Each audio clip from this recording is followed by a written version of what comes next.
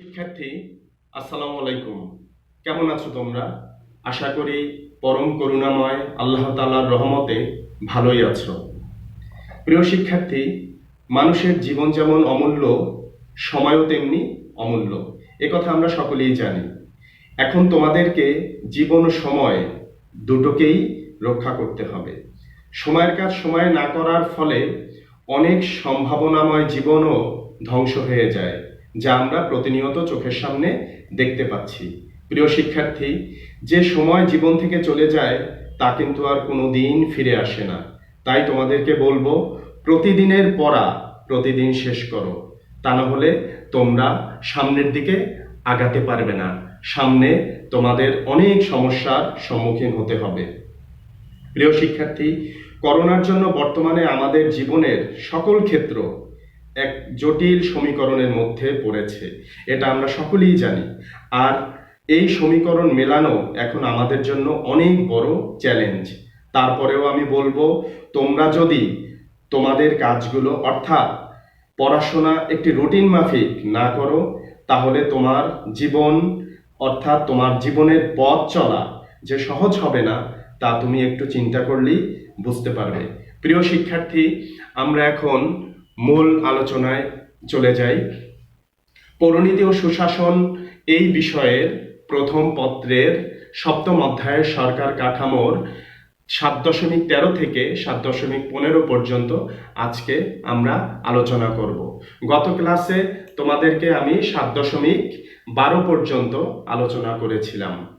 ওকে প্রিয় শিক্ষার্থী, আমি মোহাম্মদ ইমরুল কায়েস, সিনিয়র প্রভাষক, পৌরনীতি বিভাগ, মাইলস্টোন কলেজ।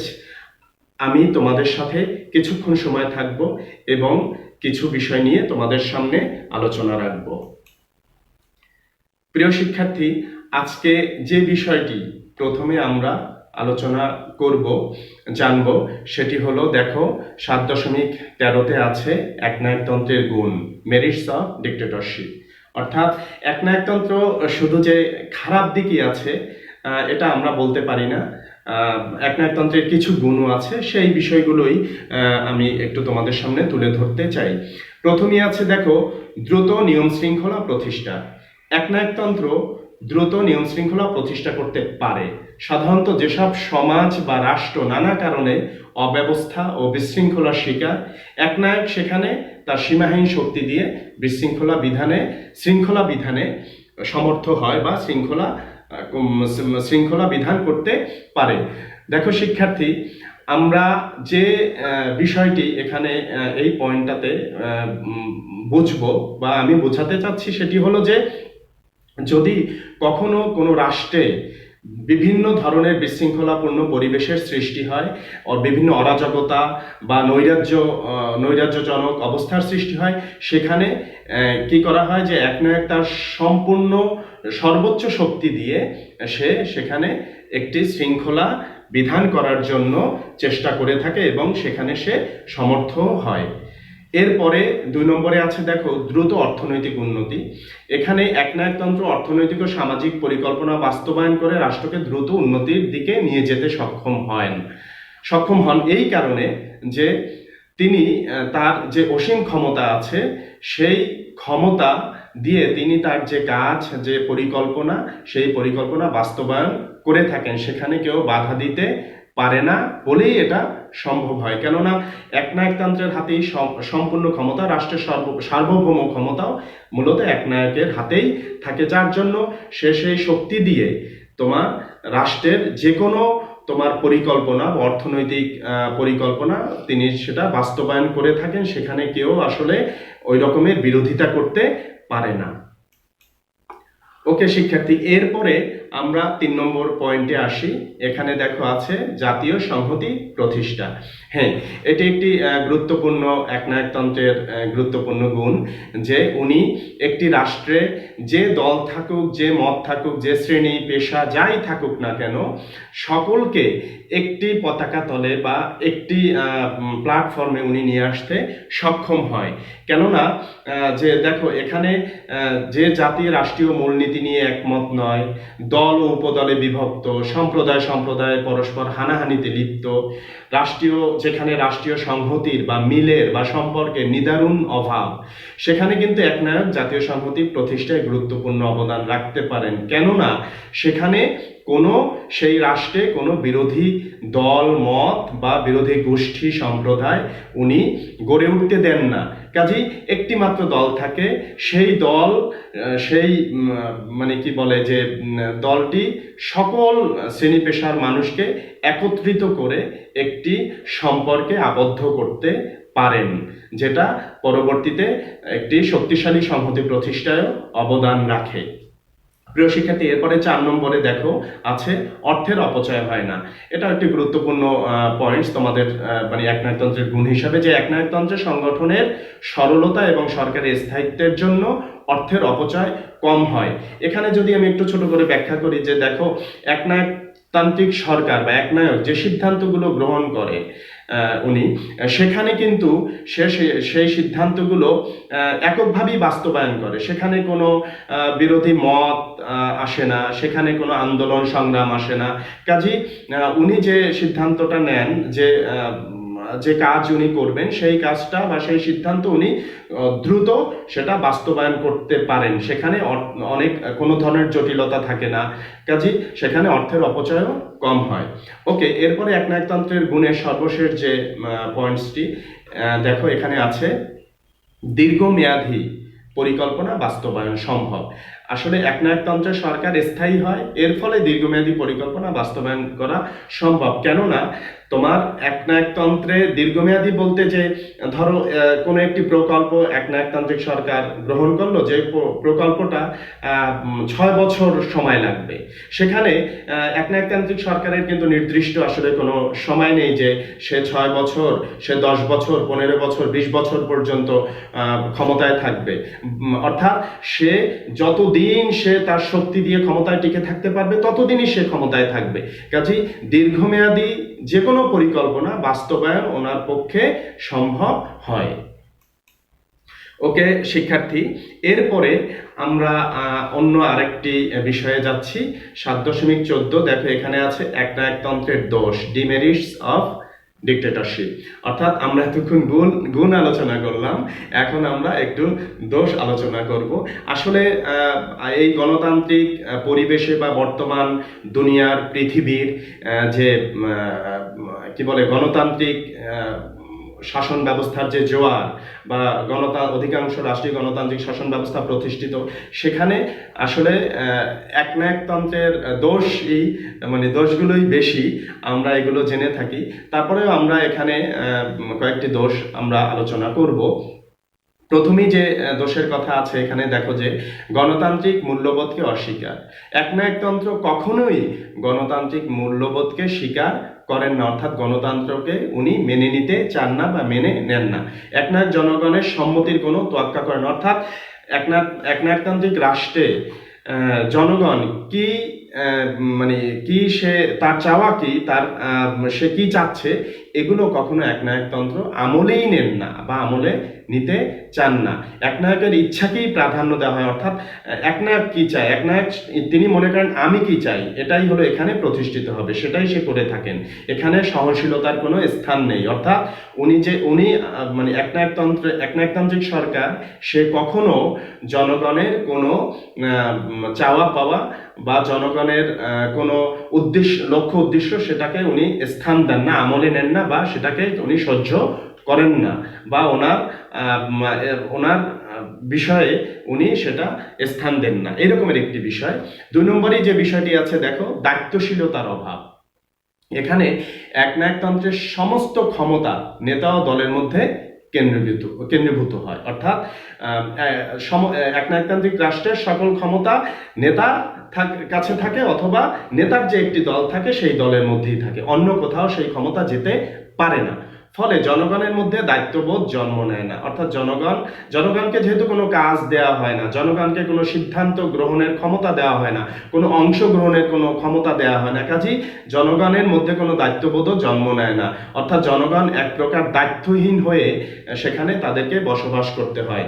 জনগণ সুনাগরিকের গুণাবলীর চর্চা অর্জনের মাধ্যমে দায়িত্বশীল নাগরিক হিসেবে প্রতিষ্ঠিত হতে সেখানে পারে না। অর্থাৎ সেই রকমের কোনো পরিবেশও একনায়কতান্ত্রিক সরকার দেন না জনগণকে, যে সে তোমার কি বলে যে সুনাগরিক হওয়ার যে গুণ আমরা জানি। এখানে একটু যদি আমি বলি তোমাদেরকে, সুনাগরিকের তিনটি গুণ যদি কোনো নাগরিকের মধ্যে থাকে তাহলে তাকে সুনাগরিক বলা হয়। একটি হলো বুদ্ধি, আরেকটি বিবেক, আরেকটি আত্মসংযম। এই যে এই তিনটা গুণ কখনোই একনায়কতান্ত্রিক রাষ্ট্রে একনায়ক এই গুণগুলো কোনো নাগরিককে বা জনগণকে চর্চা করতে দেন না, যার কারণে জনগণ সেখানে দায়িত্বশীল নাগরিক হিসেবে নিজেকে প্রতিষ্ঠিত করতে পারে না। এর পরের পয়েন্টস আছে, দেখো যে বিপ্লবের সম্ভাবনা, রাইট। এখানে আমরা এই বিষয়টি আমরা জেনেও থাকি বা আমরা জেনেছি এর আগে যে একনায়কতন্ত্র বিপ্লবের আশঙ্কা থেকে মুক্ত নয়। অর্থাৎ কোনো বিরোধী রাজনৈতিক দল প্রকাশ্যভাবে রাজনৈতিক কর্মকাণ্ড পরিচালনা থেকে বাধ্য হয়ে বিরত থাকে বা বাধ্য হয়ে তারা সেটা করতে পারে না, কিন্তু তারা গোপনভাবে তৎপরতা চালায় এবং জনগণকে একনায়কতন্ত্রের বিরুদ্ধে সংগঠিত করে থাকে। ফলে একনায়কতন্ত্রে বিপ্লবের সম্ভাবনা থাকে। এখানে যদি আমরা একটু ছোট করে বলি যে দেখো যে দীর্ঘদিন ধরে একনায়কতান্ত্রিক সরকারের যে জুলুম, যে অত্যাচার, যে নির্যাতন, যে মানে কথা বলার স্বাধীনতা, মত প্রকাশের স্বাধীনতা, চাওয়া পাওয়ার স্বাধীনতা, এগুলো আসলে জনগণের কিছুই থাকে না, জনগণের ক্ষমতা বলতে কিছু থাকে না, যার কারণে তোমার জনগণের মধ্যে একটি ক্ষোভ বা কি বলে একটি বৃদ্ধাচরণ সরকারের ওই একনায়কতান্ত্রিক সরকারের প্রতি এটি গড়ে উঠতে থাকে। এবং তোমার যে রাজনৈতিক দলগুলো সরাসরি প্রকাশ্যভাবে কর্মকাণ্ড পরিচালনা করতে পারে না, তারা গোপনভাবে করে এবং সেই জনগণের ক্ষোভকে সে মানে কাজে লাগিয়ে একসময় একটা বড় ধরনের বিপ্লবের সংগঠন তারা করে থাকে। এই জন্য বলা হয় যে একনায়কতান্ত্রিক সরকারে বিপ্লবের সম্ভাবনা যে কোনো সময় থাকে।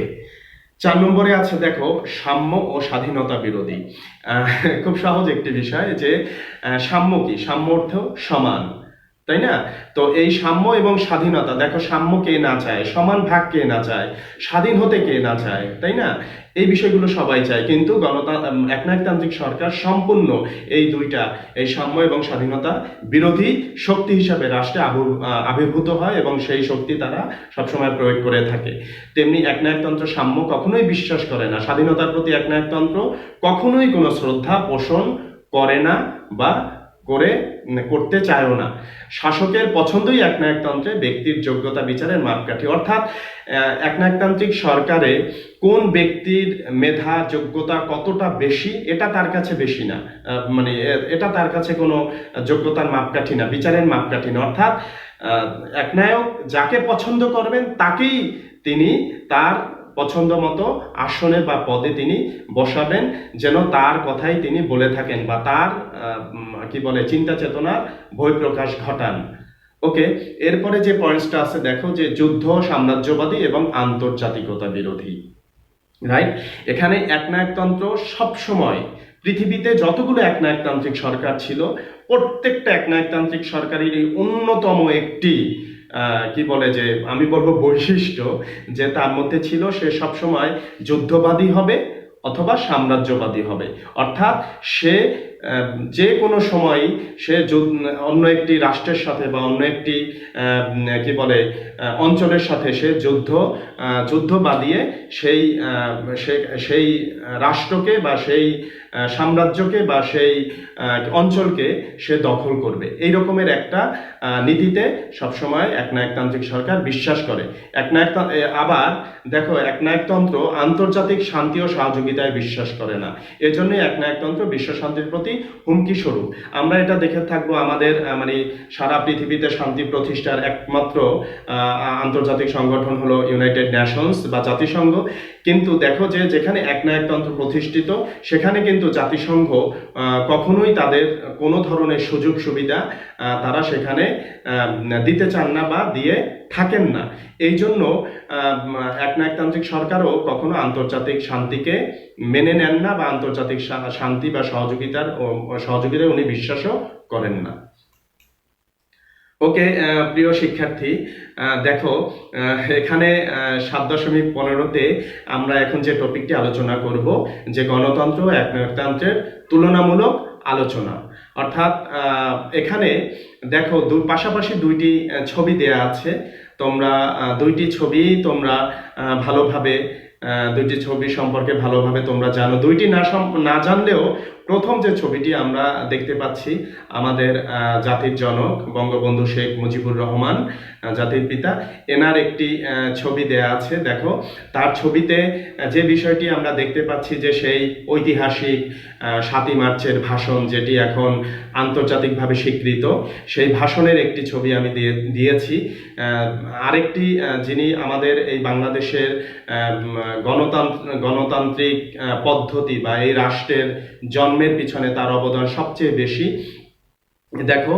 এবং পাশাপাশি আরেকটি ছবি আছে, দেখো যে এখানে আমরা সবাই জানি যে পৃথিবীর একজন অন্যতম একনায়কতান্ত্রিক সরকার বা ডিক্টেটরশিপ গভর্নমেন্টের যে একজন নেতা, দেখো সেই ওনার নাম হলো, আমরা সবাই জানি, হিটলার, তাই না? কোন দেশের? জার্মানির। দেখো তার একটি ছবি, সে তার সৈন্যবাহিনীর নেতৃত্ব দিচ্ছেন সেখানে, সেই রকমের একটি ছবি। অর্থাৎ আমরা পাশাপাশি দুইটি ছবি রেখেছি। দেখো চমৎকার উদাহরণ। অর্থাৎ গণতন্ত্র একনায়কতন্ত্রের মধ্যে এর চেয়ে মানে তুলনামূলক চিত্র আর কিছু হতে পারে না। আশা করি এই দুইটি ছবির মাধ্যমেও তোমরা গণতন্ত্র একনায়কতন্ত্রের তুলনামূলক একটি পরিষ্কার একটি চিত্র তোমাদের সামনে আমি তুলে ধরতে পেরেছি। এখন আমরা আলোচনায় যাই। প্রিয় শিক্ষার্থী, দেখো এখানে গণতন্ত্র একনায়কতন্ত্রের তুলনামূলক আলোচনা প্রথমেই যে পয়েন্টসটি আছে, দেখো শাসকের সংখ্যা। দেখো গণতন্ত্র হচ্ছে জনগণের শাসন, কিন্তু একনায়কতন্ত্র হচ্ছে এক ব্যক্তি বা এক দলের শাসন। এর আগেও আমরা এই জিনিসটি এই বিষয়টি তোমাদেরকে আমি বলেছি যে গণতন্ত্র, সেখানে সকল ক্ষমতা হলো জনগণের হাতে থাকবে, জনগণই সকল ক্ষমতার উৎস। সেখানে অনেক দল থাকবে, সেখানে ক্ষমতা থাকবে জনগণের হাতে। জনগণ ইচ্ছে করলেই যে কাউকে ক্ষমতায় বসাতে পারেন এবং ইচ্ছে করলে তাকে ক্ষমতা থেকে বহিষ্কারও করতে পারেন। কিন্তু একনায়কতন্ত্র এর সম্পূর্ণ বিরোধী একটি ব্যবস্থা, যে এখানে একজন ব্যক্তি রাষ্ট্রের সকল ক্ষমতা একজন ব্যক্তির হাতে থাকবে এবং ওই ব্যক্তির একটা দল থাকবে, সেই দলের কাছেই সম্পূর্ণ ক্ষমতা থাকবে। দেখো 2 নম্বরে আছে ক্ষমতার উৎস। দেখো গণতন্ত্রে ক্ষমতার উৎস হলো জনগণ, একটু আগে আমি যেটা বললাম। কিন্তু একনায়কতন্ত্রে ক্ষমতার উৎস এক ব্যক্তি বা একটি দলীয় চক্র। অর্থাৎ এখানে সম্পূর্ণ ক্ষমতা একনায়কতন্ত্রে সম্পূর্ণ ক্ষমতা থাকে হলো একজন ব্যক্তির হাতে, তার পছন্দ মতো, তার মন মর্জি মতো উনি সেই ক্ষমতা প্রয়োগ করে থাকেন। কিন্তু গণতন্ত্রে ইচ্ছে করলেই, গণতান্ত্রিক সরকার ইচ্ছে করলেই যে কোনো সময় যে কোনো ক্ষেত্রে ক্ষমতা প্রয়োগ করতে পারেন না। কেননা তিনি জানেন যে কোনো সময়, গণতান্ত্রিক সরকার জানে যে কোনো সময় জনগণ তাকে সেই ক্ষমতা থেকে সরিয়ে দিতে পারে, কেননা ক্ষমতাটা জনগণের হাতে থাকে। এখানে জনগণই সার্বভৌম ক্ষমতার মালিক। 3 নম্বরে আছে দেখো ব্যক্তি স্বাধীনতা। দেখো গণতন্ত্র ব্যক্তি স্বাধীনতায় বিশ্বাসী। অর্থাৎ তোমার গণতন্ত্রে ব্যক্তি ইচ্ছে করলে তোমার স্বাধীনভাবে সে পথ চলতে পারবে, স্বাধীনভাবে মত প্রকাশ করতে পারবে, তার কথা বলার স্বাধীনতা থাকবে, তার চলাফেরার স্বাধীনতা থাকবে, তার মত প্রকাশের স্বাধীনতা থাকবে। এইগুলোই মূলত ব্যক্তি স্বাধীনতা। অপরদিকে একনায়কতন্ত্র দেখো ব্যক্তি স্বাধীনতার সম্পূর্ণ বিরোধী। সেখানে ব্যক্তির কথাকে, মতকে, ইচ্ছাকে কখনোই প্রশ্রয় দেওয়া হয় না, আমলে নেওয়া হয় না। ব্যক্তি স্বাধীনতা গণতন্ত্রের মূল মন্ত্র। গণতন্ত্র আছে বলেই ব্যক্তি স্বাধীনতা রক্ষা পায়। আর একনায়কতন্ত্র কি, সেখানে মুক্ত বুদ্ধি চর্চা করা যাবে না, সেখানে বিবেকের কোনো স্বাধীনতা থাকবে না, তোমার কি বলে জনগণের সম্মতির কোনো স্বাধীনতা থাকবে না, জনগণের ইচ্ছার কোনো স্বাধীনতা থাকবে না। এই রকমের একটা পরিবেশ একনায়কতন্ত্রে সবসময় বিরাজ করে, যেটা গণতন্ত্রে তার সম্পূর্ণ বিপরীত একটা অবস্থা থাকে। সেখানে মত প্রকাশের স্বাধীনতা থাকবে, চলাফেরার স্বাধীনতা থাকবে, কথা বলার স্বাধীনতা থাকবে, বিভিন্ন ভোট দেওয়ার স্বাধীনতা থাকবে, তারপরে রাজনীতি করার স্বাধীনতা থাকবে, দল গঠন করার স্বাধীনতা থাকবে। এই রকমের বিভিন্ন ধরনের স্বাধীনতা গণতান্ত্রিক শাসন ব্যবস্থায় থাকে, যেটা একনায়কতান্ত্রিক শাসন ব্যবস্থায় থাকে না। প্রিয় শিক্ষার্থী, এরপরে আছে দেখো 4 নম্বর, দলের সংখ্যা। এটা আমরা ভালোভাবেই এর আগে আমরা আলোচনা করেছি, এখানে আলোচনা না করলেও হয় এই পয়েন্টটা। তারপরে আমি একটু ছোট করে যদি বলতে চাই যে দেখো, গণতন্ত্রে একাধিক রাজনৈতিক দল থাকে, আর বর্তমানে তো বহুদলীয় গণতন্ত্র প্রতিষ্ঠিত আমাদের বাংলাদেশে, পৃথিবীর অনেক রাষ্ট্রই এটা। কিন্তু একনায়কতন্ত্র হচ্ছে এক ধরনের একদলীয় শাসন। মত প্রকাশের স্বাধীনতা এখানে থাকবে না, সমাবেশ করার স্বাধীনতা থাকবে না, সংগঠন করার স্বাধীনতা থাকবে না। এই রকমের একটা অবস্থা বা এই রকমের একটা পরিবেশ বিরাজ করে একনায়কতান্ত্রিক সরকারে। কিন্তু দেখো, একনায়কতন্ত্রে এসব মৌলিক অধিকার স্বীকৃত না হয় সেখানে বিরোধী দলও গড়ে উঠতে পারে না। কিন্তু গণতন্ত্রে দেখো, সেখানে একাধিক দল থাকবে, বহু দল থাকবে, অনেকগুলো দল থাকবে। সেখানে সেই দল তার পছন্দ মতো জনগণকে নিয়ে তিনি রাজনীতি করতে পারবেন, তিনি সেখানে নির্বাচনে অংশগ্রহণ করতে পারবেন, সরকার গঠন করতে পারবেন। এই অধিকারগুলো একনায়কতান্ত্রিক সরকারে বা গণতন্ত্রে থাকে, যেটা একনায়কতন্ত্রে থাকে না। 5 নম্বরে আসো দেখো, নেতৃত্ব। দেখো, গণতন্ত্র কি, যৌথ নেতৃত্বে বিশ্বাসী, অর্থাৎ এখানে নেতৃত্বের মালিকানা যৌথভাবে গড়ে ওঠে। কিন্তু একনায়কতন্ত্রে এক ব্যক্তির নেতৃত্বকেই প্রতিষ্ঠিত করা হয়। গণতান্ত্রিক শাসন ব্যবস্থায় যৌথ নেতৃত্ব প্রতিষ্ঠিত হয়, কিন্তু একনায়কতন্ত্রে এক নেতার নেতৃত্ব গড়ে তোলা হয়। অর্থাৎ একজন মানুষ থাকবে, তিনিই হবেন ওই রাষ্ট্রের নেতা। সেখানে অন্য কোনো নেতা থাকবে না বা অন্য কোনো নেতৃত্ব গড়ে উঠতেও দেয়া হবে না। এই রকমের একটা কুৎসিত কালো নেতৃত্ব বা লিডারশিপ সেখানে গড়ে ওঠে, অর্থাৎ একনায়কতন্ত্রে গড়ে ওঠে। কিন্তু আমরা তোমার গণতন্ত্রে কি দেখি, সেখানে অনেকগুলো দল থাকেন, প্রত্যেক দলে একাধিক নেতা থাকেন, এবং সেখানে একটি কি বলে যে যার যোগ্যতা এবং মেধা অনুযায়ী, যোগ্যতা অনুযায়ী, মেধা অনুযায়ী সে তার রাজনৈতিক কর্মকাণ্ড দিয়ে সে তার নেতৃত্ব প্রতিষ্ঠিত করতে পারে এবং নেতৃত্বের গুণাবলীও অর্জন করতে পারে। 6 নম্বরে আছে দেখো, প্রচার মাধ্যমের স্বাধীনতা। এটি একটি অন্যতম বৈশিষ্ট্য। দেখো, দুইটি বিষয়েরই, যে গণতন্ত্র একনায়কতন্ত্রের অন্যতম একটি বৈশিষ্ট্য যে প্রচার মাধ্যমের স্বাধীনতা। দেখো, গণতন্ত্রে প্রচার মাধ্যমগুলো স্বাধীন ও মুক্ত থাকে, অর্থাৎ এখানে গণতন্ত্রে তোমার অনেক প্রচার মাধ্যম, বিভিন্ন ধরনের প্রচার মাধ্যম থাকে। এখানে ইলেকট্রনিক্স মিডিয়া, প্রিন্ট মিডিয়া, একাধিক অনেকগুলো। আমাদের বাংলাদেশে যদি তোমরা দেখো যে কতগুলো এখন চ্যানেল আছে ইলেকট্রনিক মিডিয়ার। দেখো, অনেক পত্রিকা আছে, এটাকে আমরা বলি তোমার প্রিন্ট মিডিয়া। দেখো, শত শত হাজার হাজার আমাদের প্রিন্ট মিডিয়া আছে আমাদের দেশে, অনেকগুলো চ্যানেল আছে। কিন্তু তোমার এটা গণতান্ত্রিক রাষ্ট্রে সম্ভব, যেটা আমাদের বাংলাদেশে আছে। কিন্তু একনায়কতন্ত্রে কি, এখানে তোমার যদিও একাধিক প্রচার মাধ্যম থাকে, তা থাকলেও সেটার উপরে একেবারে একচ্ছত্র তোমার কি বলে একনায়কতান্ত্রিক সরকারের আধিপত্য থাকে, এবং সেই প্রচার মাধ্যমগুলো তোমার একেবারে সরকারের নিয়ন্ত্রণে থাকে সরকারের কথা মতো বা তার পছন্দ মতো সেই তোমার প্রচার মাধ্যমগুলো তোমার পরিচালনা করা হয়। অর্থাৎ সরকারের এক প্রকার একচেটিয়া নিয়ন্ত্রণ প্রতিষ্ঠিত হয় একনায়কতান্ত্রিক সরকারে, যেটা গণতন্ত্রে এরকমের অবস্থা থাকে না। সেখানে তোমার কি বলে মিডিয়া, অর্থাৎ ইলেকট্রনিক্স মিডিয়া, প্রিন্ট মিডিয়া, এগুলো তাদের মতো তারা যে সংবাদটা প্রচার করা প্রয়োজন সেটাই তারা স্বাধীন ও মুক্ত থেকে প্রচার করতে পারে। এরপরে 7 নম্বর পয়েন্টস আছে দেখো, যে সম্মতি।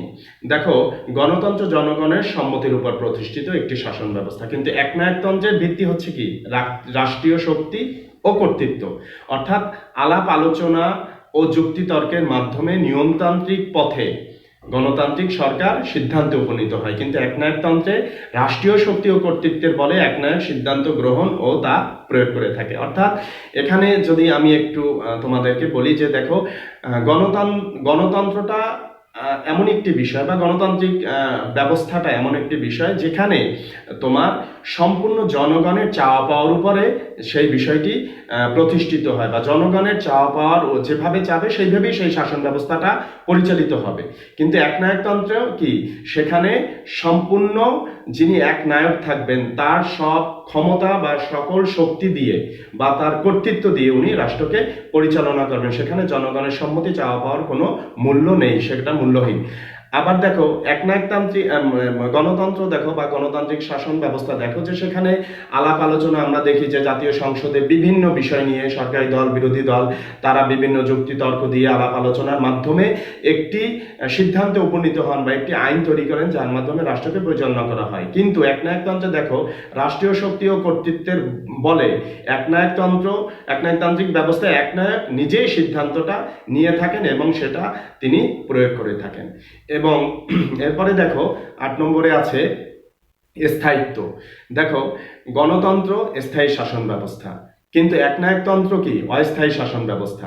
এখানে যদি আমি একটু বলি যে আমরা জানি যে গণতান্ত্রিক শাসন ব্যবস্থায় সরকার একটি নির্দিষ্ট টাইমের জন্য, যেমন আমাদের দেশে একটি সরকার 5 বছরের জন্য নির্বাচিত হন, 5 বছর তিনি শাসন কার্য পরিচালনা করেন।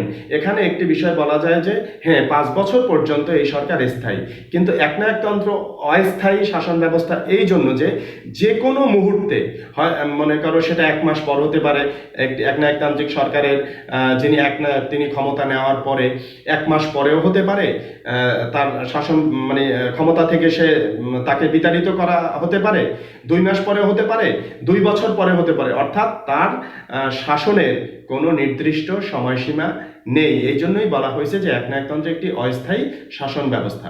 গণতান্ত্রিক রাষ্ট্রের শাসক বা সরকারের পতন ঘটলেও শাসন ব্যবস্থা কিন্তু অপরিবর্তিত থাকে। অর্থাৎ এটা একটি গুরুত্বপূর্ণ বিষয় যে দেখো একনায়কতান্ত্রিক সরকার এখানে গণতান্ত্রিক শাসন ব্যবস্থা একটি রাষ্ট্রে শাসন ব্যবস্থা একটি সরকার একটি দল সরকার গঠন করলে সে যদি 5 বছর অতিবাহিত করতে না পারে, অর্থাৎ রাষ্ট্রকে পরিচালনা করতে না পারলেও তাকে যদি ক্ষমতা থেকে চলে যেতে হয়ও, তারপরেও কিন্তু যে গণতান্ত্রিক শাসন ব্যবস্থা সেটা কিন্তু তোমার চলবে।